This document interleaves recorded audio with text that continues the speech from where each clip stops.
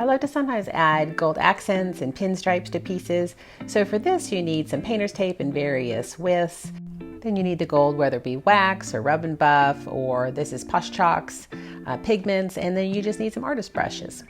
For this piece, I started with the painter's tape on the exterior, and then I went in with a 1/8 of an inch painter's tape, put another piece right next to it, and then I pulled off the first one, and that provided, as you can see, just a perfect little striped area.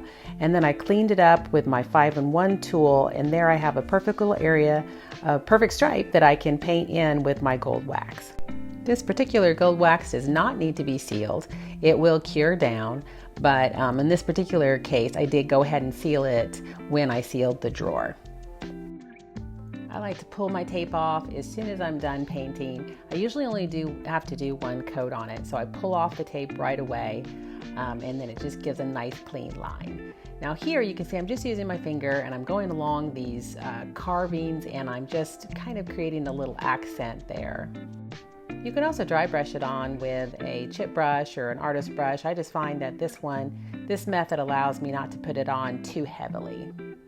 So here it is all done. The pinstripe is very subtle, but then I love the little gold accents to accentuate those carvings on the legs. I think it turned out really good. Tell me what you think.